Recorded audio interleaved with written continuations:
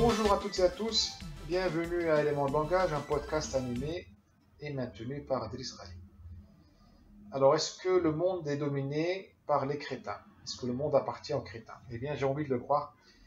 Certaines semaines, et cette semaine en fait partie, puisque nous avons vu la déclaration de M. Macron qui se découvre une vocation qui est de lutter contre l'hydre islamiste.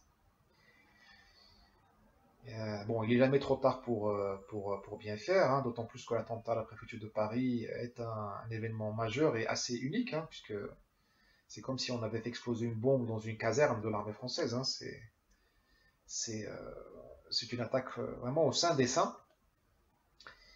Mais M. Macron et son gouvernement et tout le monde progressiste, toute la clique progressiste, ne m'a pas l'air très crédible pour parler de lutte contre l'islamisme. Parce que je vais rappeler que M. Macron nous a quand même déclaré qu'il n'y avait pas de culture française, qu'il y avait seulement une culture en France. Alors quelqu'un qui n'a pas d'attachement passionnel, charnel pour la France, il n'est pas très légitime pour lancer la guerre à l'islamisme, qui est une subversion, la subversion islamiste, et qui est une subversion qui veut faire la peau à la France. Voilà, donc en termes de général ou de capitaine pour faire la guerre, on a trouvé mieux. Et au fait, tout l'establishment progressiste, il est obligé c'est à reculons qu'il s'empare du thème de la lutte contre l'islamisme, puisque c'est pas un thème qu'il aime aborder. Lui, il préfère le réchauffement climatique parce que c'est indolore, et puis Greta ne mord pas et elle n'est pas dangereuse. Elle les engueule, elle engueule tout le monde à l'ONU. Apparemment, nos amis progressistes aiment ça, ils baissent la tête. Je ne pense pas que Chirac se soit fait engueuler par Greta ou Sarkozy ou De Gaulle ou Mitterrand. Hein. Ce n'est pas une question de gauche ou de droite, c'est une question de posture. Mais bon, nos amis progressistes préfèrent se faire engueuler sur le réchauffement climatique, s'autoflageller, augmenter le prix du diesel, aller au clash avec les gilets jaunes pour le prix du diesel. Mais dès qu'il s'agit de l'islamisme, qui est un danger tout aussi palpable que le réchauffement climatique, voire beaucoup plus palpable, parce que là, on parle d'égorger les gens. On ne parle pas de la hausse du taux de fécondation des oiseaux migrateurs dans le bassin du fleuve Congo ou de la hausse de la température ou de l'humidité dans l'Amazonie. Là, on parle vraiment de carotides tranchées, quoi. Donc, c'est beaucoup plus visible et palpable. Eh bien, non, nos amis progressistes, ils ont une lucidité sélective. Ils ont du mal à s'emparer de l'islamisme, de ce thème. Et ils l'ont laissé aux autres. Malheureusement, ceux qui sont emparés du thème, notamment à droite, n'ont pas eu la chance ou la compétence ou l'esprit tactique, la qualité tactique pour créer un consensus national. Ce qui fait que le thème est orphelin, parce que vous avez d'une part des gens à droite qui sont marginalisés, ostracisés, voire contaminés par un certain racisme, donc j'en parlerai tout à l'heure, ils ne font pas partie de la solution. Et puis vous avez à gauche, vous avez le déni, et les progressistes sont de gauche, ils sont une version améliorée de la gauche, une version qui a fait un mariage incestueux avec le capitalisme. Eh bien, eux aussi, ils sont dans le déni, comme la gauche traditionnelle, comme le PS et les filles. Donc le thème, il est orphelin. Il y a des voix en France qui ont tout compris, mais elles naviguent un peu comme elles naviguent un peu, pas à vue, mais elles naviguent, elles sont isolées. Les grandes armadas, qu'elles soient de droite ou surtout à gauche, elles ne traitent pas le thème de la manière correcte. Et ce qui fait qu'on a perdu beaucoup de temps en France et maintenant il commence à être trop tard. Alors, c'est vraiment un problème comment dirais-je, un problème, j'allais dire cognitif, un problème intellectuel et pas forcément un problème politique. Puisque la situation, après chaque attentat, la situation empire. C'est-à-dire que le vivre ensemble, le fameux vivre ensemble voulu par tout le monde, eh bien, il prend un coup, il se dégrade. La paix et la concorde civile se dégradent. Les islamistes gagnent des voix et ils gagnent du prestige. Et la droite prend plein la gueule. Et nos amis progressistes, bon, ils gardent leur position dans l'Olympe, ils gardent l'Élysée, mais eux-mêmes, ils rentrent maintenant pas en panique, mais ils sont inquiets.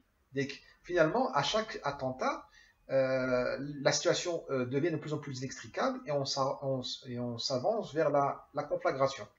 Alors, est-ce qu'on va vers la guerre civile? Je n'en sais rien.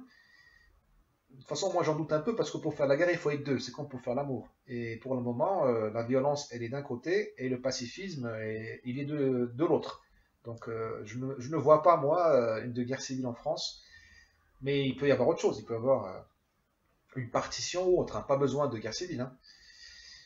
Mais il est très certainement qu'il y aura une conflagration, il y aura une grande explication à un moment donné et elle sera violente. Alors, vraiment, j'insiste sur à la limite sur le côté apolitique de ce qui se passe aujourd'hui. C'est un mécanisme qui a lieu et qui n'est pas forcément de gauche ou de droite. Il est vraiment lié à la chute libre du leadership dans ce pays, à la mauvaise gouvernance qui s'installe, et ce qui fait que la mauvaise prise le mauvais traitement des suites de l'attentat, les mauvaises décisions prises après chaque attentat, conduisent à la victoire des crétins, c'est-à-dire de tous ceux qui ont envie que ça pète.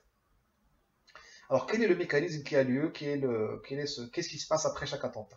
Eh bien, dans l'immédiat après l'attentat, dans les heures qui suivent, nous ressentons tous de la sidération et de la peur. La sidération devant le sang qui coule, la sidération devant la vulnérabilité de la police qui se fait attaquer, au cœur de la DRPP, la direction du renseignement de la préfecture de police de Paris. C'est quand même pas des policiers en VTT, hein, ou des commissariats de quartier qui se fait attaquer. C'est quand même le saint des saints. Et puis la peur on se dit si les policiers se font casser la gueule, pourquoi pas moi ou ma famille, hein. Je vous rappelle que les Français ne sont pas armés. Et tant mieux, je trouve. Et puis, dans les heures qui suivent, disons le lendemain, on commence à se dire, mais le regard de la collectivité nationale, du corps social, se tourne vers les musulmans de France. Il est normal, hein, quand quelqu'un se réclame une religion, enfin, si demain quelqu'un commettait un attentat au nom du véganisme, ben, les regards se tourneront vers les végans.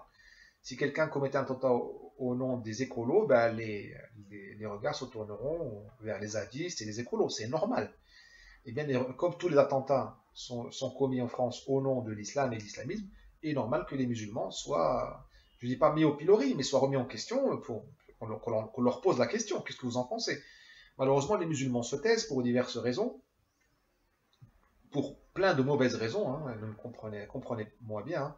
Je regrette que les musulmans se taisent, et ils se sentent, de manière un peu automatique, ils courent vers la gauche qui flatte les musulmans de France depuis le début, avec toutes les histoires de touche pas à mon pote, SOS racisme, le culte de la différence, l'islam et la paix et l'amour, et autres, et autres, et autres. Et comme la gauche maintenant c'est aussi LREM, donc le parti progressiste, les musulmans se tournent aussi vers LREM. Et cette migration a eu lieu, elle fait partie du génie de M. Macron et des gens qui le conseillent, puisqu'il y a une véritable symbiose entre le vote musulman et le vote LREM, du moins pour l'instant. Moi, je crois que ça va changer dans les mois ou les années qui viennent, puisqu'il y aura des partis musulmans en France ou des listes musulmanes. Elles vont grignoter, voire complètement capter cet électorat musulman. Mais pour le moment, après chaque attentat, les musulmans, bon, je vais utiliser un mot qui est un peu hors contexte, mais ils renouvellent leur allégeance au monde progressiste. Et donc finalement, c'est du gagnant, hein, pour le parti au pouvoir et pour la gauche. Et bon, c'est diabolique parce que finalement, on prolonge, hein, on maintient les conditions enfin, on ne règle pas le problème de fond, puisqu'on continue à prendre des musulmans pour des grands enfants qui ont besoin d'être excusés, de se cacher sous la jupe d'un parti politique bienveillant, paternaliste, hein. Avant, c'était le PS, voire LFI, maintenant c'est LREM, qui va les défendre contre les méchants Français de souche ou les Français de droite. Bah, finalement, finalement, plus on dit pas d'amalgame, pas stigmatisation, plus on infantilise les musulmans. On ferait mieux de les responsabiliser. Donc on ne règle pas le problème, puisqu'on laisse croître l'hydre islamiste, comme dirait notre cher président, et on ne prive pas les islamistes de leur oxygène, qui est la communauté musulmane française. Chez les Français de souche, donc si on prend d'autre côté, hein, vraiment chez les Français enracinés, comme j'aime bien l'expression anglaise Sons of the Land, c'est les filles de la terre, du sol, je ne sais pas comment on peut traduire ça en français, Sons of the Land. Eh bien, il y a la sidération et la peur, hein, elle se transforme aussi en impuissance, puisque la déradicalisation des Français de souche, elle a lieu tout de suite après l'attentat, hein. Il suffit d'allumer la télévision pour qu'on vous dise pas d'amalgame, attention, les pensées nauséabondes d'extrême droite retrouvent retrouve une nouvelle jeunesse, on commence à insulter les gens d'extrême droite tout de suite, hein. C'est comme si c'était eux qui avaient posé les bombes. Et qu'est-ce qui se passe? Ben, les Français de souche, ils commencent à cultiver, enfin ils continuent, là aussi c'est comme chez les musulmans, ils continuent oui, ils continuent l'erreur, ils poursuivent un chemin qui est un chemin qui mène vers l'erreur et qui consiste à décorréler, à séparer leur opinion publique de leur opinion privée. C'est tout simplement de l'hypocrisie, hein, mais bon, c'est plus savant de dire qu'il y a une décorrélation entre l'opinion publique et l'opinion privée. Alors tout ce que je vais dire là est inspiré par un article de Madame Tribala, qui reprend, la démographe, qui reprend la pensée d'un grand penseur turco-américain, c'est Timur Kuran. Je vous donnerai les liens tout à l'heure dans la description. Et ce monsieur a travaillé sur la décorrélation entre l'opinion privée et l'opinion publique. En gros, les gens, ils sont contre la hausse, enfin, ils sont même contre le fait islamique en France. Et ce n'est pas pour moi de la xénophobie que de ne pas vouloir de l'islam en France. Moi, je pense que l'islam n'a rien apporté à la France. L'islam comme religion, comme deuxième religion de France. Pas comme une présence simple comme ça, mais l'islam en France, c'est une étude anecdotique, c'est un fait social, sociétal. Moi, je trouve qu'il n'a rien apporté de positif à la culture française. Ça se discute, évidemment. Donc moi, je n'ai rien contre les gens qui ne veulent pas du fait musulman en France. Je dis juste que euh, l'opinion privée tend vers une islamophobie, voire une préférence tout à fait pour une préférence tout à fait légitime, qui dit qu'il ne faut pas que l'islam s'implante plus que ça en France, ça c'est tout à fait légitime. Mais l'opinion publique, c'est que les gens, ils continuent à voter et à dire dans les médias et tout ça, à découvrir que tout va bien, qu'il n'y a rien à, ou qu'il n'y a rien à faire. Soit ils vous disent tout va bien, l'islam est de la paix et de l'amour, l'immigration est une richesse et il n'en faut plus. Soit ils vous disent tout simplement qu'ils sont impuissants, qu'ils peuvent rien. Donc là, l'opinion publique, soit elle est apathique, indifférente, impuissante, ou elle est franchement pour la poursuite du statu quo. Et l'opinion privée, elle pense tout à fait le contraire. Et encore une fois, il ne faut pas, moi, je ne criminalise pas les gens qui n'ont pas besoin, qui n'ont pas voulu, qui ne veulent pas d'une présence plus massive de l'islam en France. Par contre, euh, cette opinion publique-là, elle est en train de, pardon, cette opinion privée, elle est en train sur les réseaux sociaux, en partie évidemment, elle est en train de dériver vers le racisme le plus rance. Je vais utiliser un terme issu de nos amis progressistes, mais c'est vrai, le racisme le plus rance, la xénophobie la plus radicale, et surtout la plus bête. C'est-à-dire que les gens sont tellement désespérés, ils savent qu'ils sont impuissants, ils n'ont pas le courage de dire, de défendre la France avec leur nom, prénom, leur identité, et politiquement, et sur la voie publique, eh bien, ils se réfugient dans les réseaux sociaux, derrière des pseudos, bien sûr, parce que le courage derrière un pseudo est plus facile à acquérir, et puis ils développent une pensée tout à fait bête et stupide qui consiste à attaquer les rares musulmans qui prennent position pour la France. Ou les rares musulmans qui essayent de faire un pont, une passerelle entre la communauté musulmane et le reste de la communauté nationale.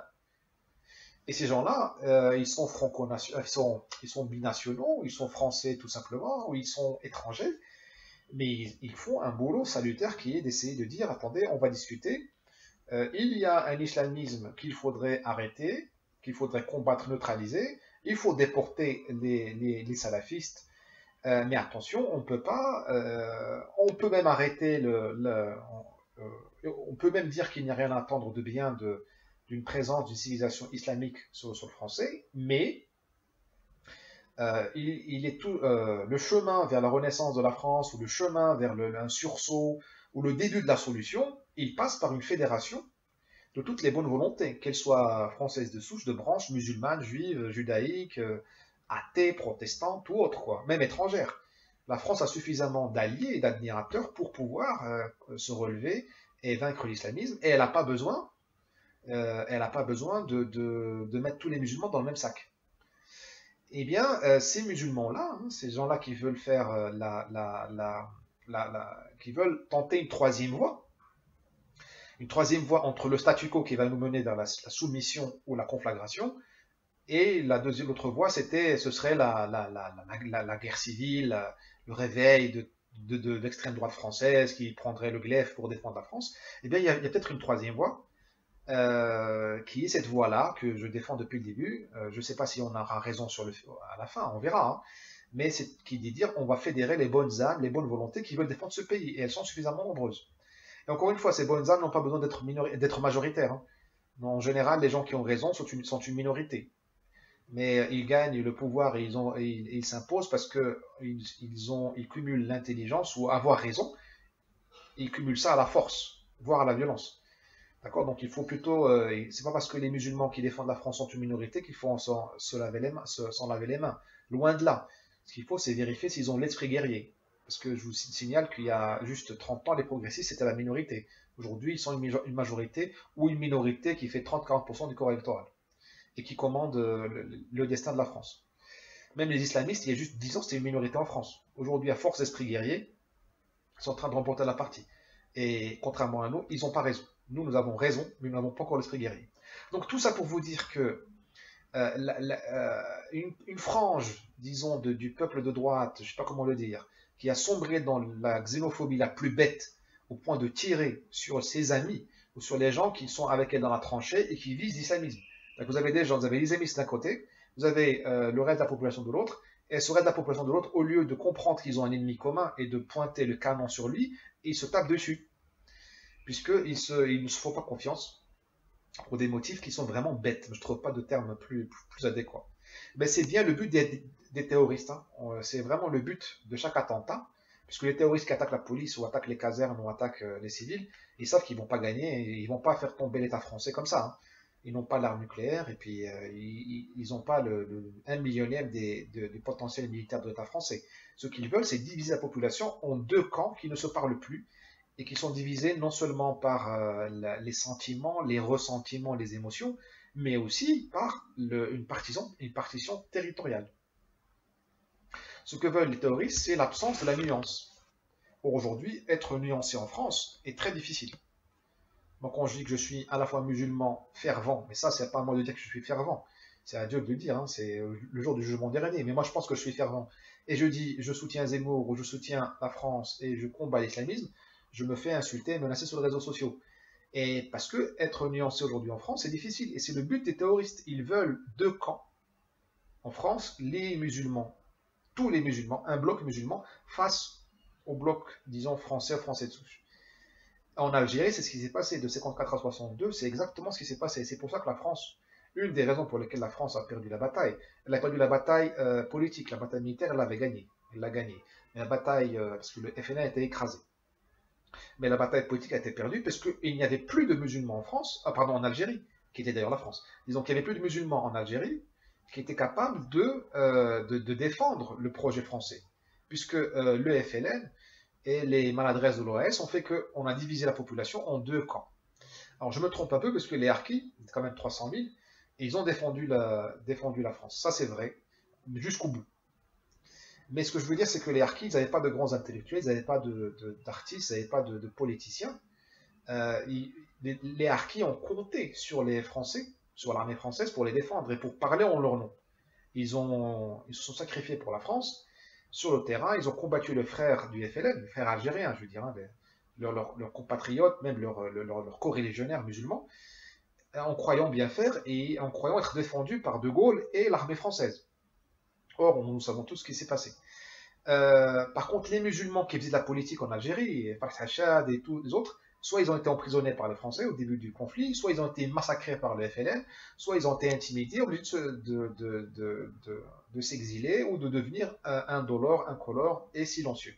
Ben, c'est ce qui va se passer, ce qui est en train de se passer en France. Puisque, d'une part, vous avez les islamistes d'un côté, qui ont des troupes, et tous les musulmans qui veulent faire la passerelle, ils se font insulter par la partie la plus stupide de la droite ou du peuple de souche, je ne sais pas comment on peut l'appeler. Hein. On est en train de toucher des termes, des choses tellement nouvelles que moi, je n'ai pas les termes encore. Hein.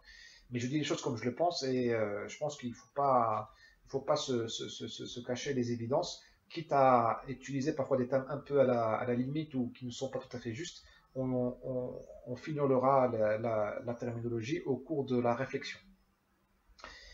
Donc c'est ce que j'appelle la victoire des crétins. Vous avez d'une part les racistes stupides d'un côté et les islamistes. Et les racistes bêtes stupides, ils sont en train de dissuader les rares musulmans qui veulent encore parler au nom de la France. Parce que vous l'aurez remarqué, moi je ne vois pas beaucoup de musulmans intégrés, assimilés, qui parlent au nom de la France et qui défendent la France contre l'islamisme. Parce que c'est très dur de se faire taper dessus par les islamistes, qui sont violents d'ailleurs, qui n'hésitent pas à tuer, à menacer, et de se faire taper dessus par l'extrême droite, ou une partie de l'extrême droite. Euh, Moi, je prends mon cas, par exemple. Pour moi, il aurait été beaucoup plus simple de jouer deux cartes, ce que j'appelle la carte HEC, parce que j'ai fait une grande école. Donc moi, je suis tout à fait assimilé, assimilable, et je peux jouer la carte de l'économie, ce que j'appelle la carte HEC. Donc, j'ai rien vu circuler, il n'y a rien à voir. Moi, je suis assimilé, je travaille dans une grande entreprise, je ne pose pas de problème.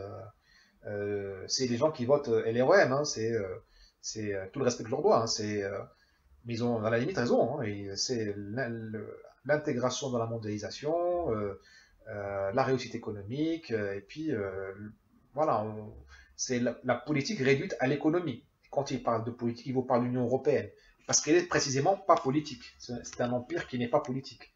Il est technocratique, financier, économique, technique, managérial. Donc ce que j'appelle l'approche HEC, l'approche managériale. Je m'intègre dans l'économie et laissez-moi tranquille. J'aurais pu utiliser aussi l'approche victimaire. Tous ceux qui m'insultent sur les réseaux sociaux, ben, j'aurais pu leur dire qu'ils sont racistes et islamophobes. C'est une excellente occasion de clore le débat et de se faire passer pour une victime. Bon, comme mes parents, là c'est dans le coup, c'est peut-être de l'ADN ou de, je ne sais pas si c'est dans l'ADN ou par l'éducation, en tout cas mes parents m'ont transmis un certain courage moral et intellectuel. Et je ne joue ni la carte managériale HEC ni la carte de l'islamophobie et je trace ma troisième voie. Donc je m'expose au coup. Mon cas personnel n'est pas important. Ce que je veux dire, c'est que il n'y a aucune, il n'y a aucun, il n'y a aucun, comment on dit en français, il n'y a aucune récompense, ni aucune récompense, incentive, comme on dit en anglais, à ceux qui veulent jouer la nuance et faire des pots. Aucune. Et aujourd'hui, l'État français, il n'est plus défendu que par l'armée, la police, la haute, enfin, soit l'administration. Ben, c'est pas très réjouissant parce qu'un État, il tient quand il est défendu par la population. Et une partie de la population, enfin la population musulmane, je trouve, hein, enfin, elle n'a aucune espèce de récompense ni d'encouragement à défendre l'État français, la République française. C'est-à-dire les valeurs liberté, égalité et fraternité, et aussi l'État, la permanence de l'État. Elle a ses défauts, on en a parlé hein, au début, elle ne condamne pas le terrorisme, mais même quand elle commence à même si elle commence à faire des choses ou à penser une sortie de la crise pour lutter contre l'islamisme sans casser la communauté nationale, la communauté française, eh bien, elle se fait taper dessus par tous les illuminés bêtes qui viennent de l'autre côté du spectre politique. Ça en dit long sur la situation, hein, c'est une vraie situation de crise. Et donc, les ennemis de la France, pour le coup, ben, ils ont carte blanche, le champ est libre, parce que les islamistes, ils n'ont pas d'opposition. Les progressistes, bon, est-ce que ce sont des ennemis de la France ou pas? Moi, je trouve que oui, mais bon, je veux pas trop charger leur barque. Bah, ils continuent à faire ce qu'ils savent faire, c'est-à-dire de l'économie, du managérial, voilà, donc du PowerPoint. Donc on parle de leader islamiste sans savoir de quoi il s'agit, juste pour faire des éléments de langage, et puis on sait qu'on fera rien. Dans l'université française, les ennemis de la France imposent la loi du silence aux gens qui ont compris, qui sont lucides. Essayez d'être de droite ou même d'être lucide dans l'université française, vous allez voir ce qui va vous arriver, vous n'aurez plus de crédit, vous allez vous faire ostraciser. Et puis toute la bande de clowns et de rappeurs et autres et d'amuseurs publics que nous avons qui font des fortunes en France aujourd'hui, eh bien ils continueront, ils continuent, ils n'ont là aussi aucun motif pour prendre la parole pour défendre la France. D'ailleurs, on les récompense s'ils crachent sur la France. S'ils crachent sur la France, s'ils nous insultent, s'ils parlent de l'esclavage, s'ils parlent de tout ce de toutes les crimes du passé. Là, oui, ils ont accès aux médias. Mais on ne les invite pas pour parler de la partition qui existe aujourd'hui en France et du péril islamiste. On ne les responsabilise pas, puisque à chaque fois, j'ai l'impression que le système, il infantilise les gens venus de l'immigration. J'ai l'impression qu'il les infantilise et il leur demande juste de faire, voilà, je dis des clowns, mais c'est le divertissement. Jouer au foot, chanter du rap,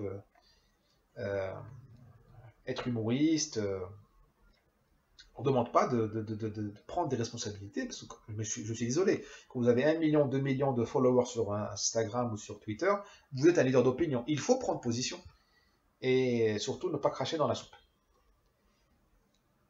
Bon, donc le noyau du problème, hein, c'est vraiment le manque de leadership, la mauvaise gestion, parce que nous sommes gouvernés par des managers, les as du PowerPoint, de l'EBITDA, du taux de retour sur investissement.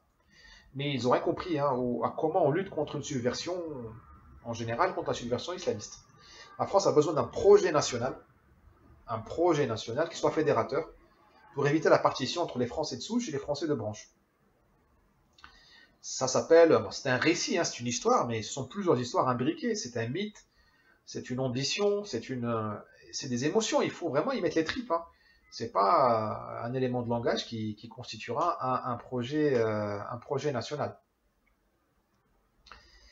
Voilà, donc quelle conclusion en tirer? Ben, j'en tire deux conclusions. La première, c'est que bon, du côté progressiste, moi j'ai un peu perdu l'espoir, puisqu'ils sont dans le déni, continueront dans le déni, puis tant qu'il y a des attentats, ils gagneront les voix du vote musulman, comme on l'a expliqué au début du podcast. Il y a une frange raisonnable parmi les progressistes, il y a des gens valables et admirables parmi les progressistes.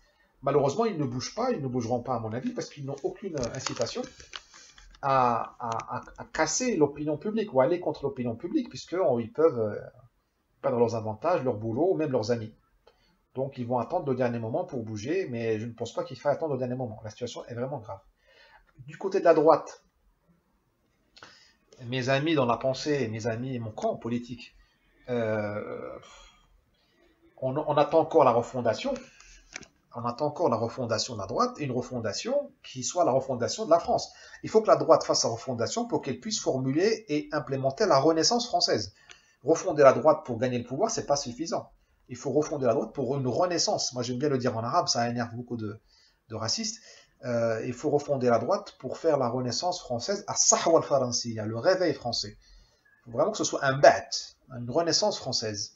Et je le dis à Essian, même en arabe, parce que la France n'est plus le peuple qu'elle était il y a juste 30 ans, 40 ans. Il y a maintenant deux peuples en France. Et c'est catastrophique. Alors, c'est l'effet de l'immigration. Moi, vous savez ce que je pense de l'immigration, mais il n'y aura pas de remigration. Je le dis ça à tous les racistes illuminés, stupides et qui se cachent derrière des pseudonymes dans les réseaux sociaux. Il n'y aura pas de remigration, d'accord? Et pour faire une remigration, il faut vraiment que vous soyez armés et que vous soyez d'accord pour perdre un œil ou un bras.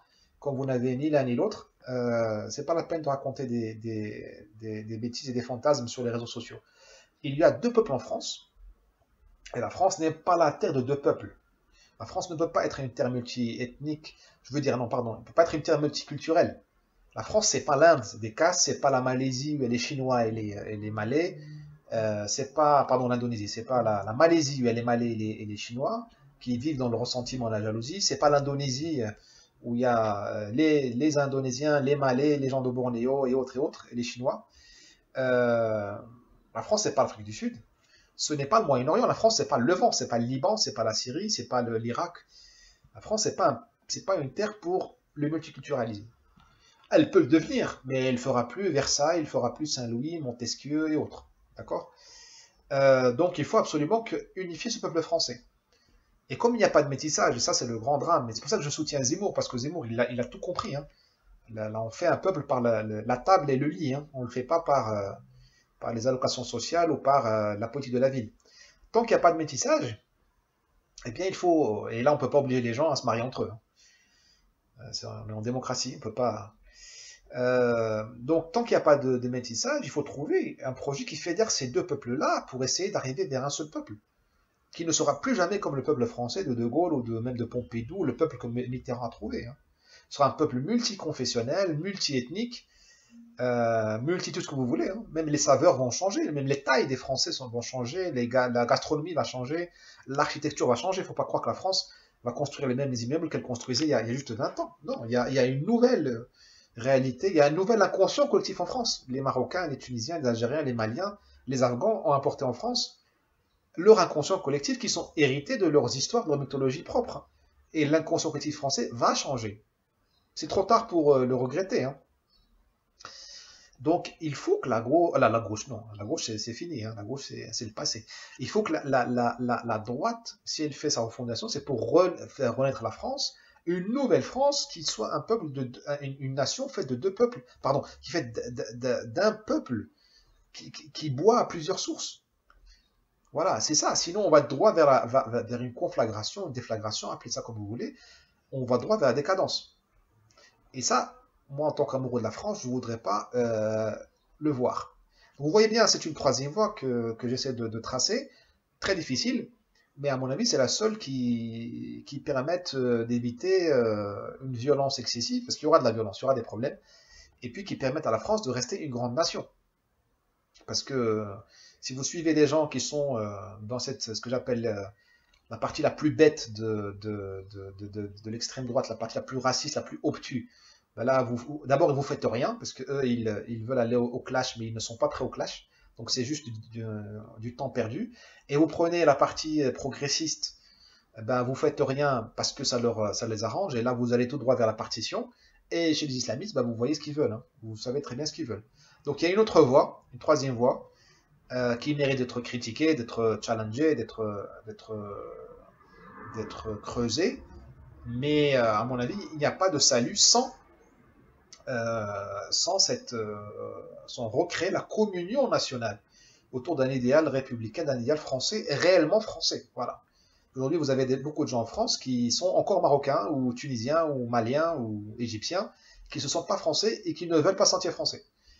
Donc c'est un énorme défi pour la France. J'aurais espéré que la France, en 2019, s'occupe de la renaissance chinoise, ou de l'intelligence artificielle, ou d'autres choses, ou du défi américain, de la fin de la relation transatlantique. Malheureusement, elle a choisi d'être la terre du vivre ensemble et de open arms. Eh bien, on va payer le prix, qui va être de traiter cette question musulmane et cette question de la communion nationale, qui est un énorme défi civilisationnel pour la France, hein. Là, on est vraiment dans quelque chose de très décisif pour le pays France. Voilà, merci beaucoup. Donc, est-ce que le monde appartient aux crétins? Oui. Est-ce qu'il va continuer à leur appartenir? À nous de les dédire et de les chasser du pouvoir, et surtout d'entraver et de faire obstacle à leur dessein historique. Et c'est ce que j'appelle la troisième voie. Merci beaucoup. Aidez-moi en partageant cette vidéo et en appliquant des likes. À bientôt.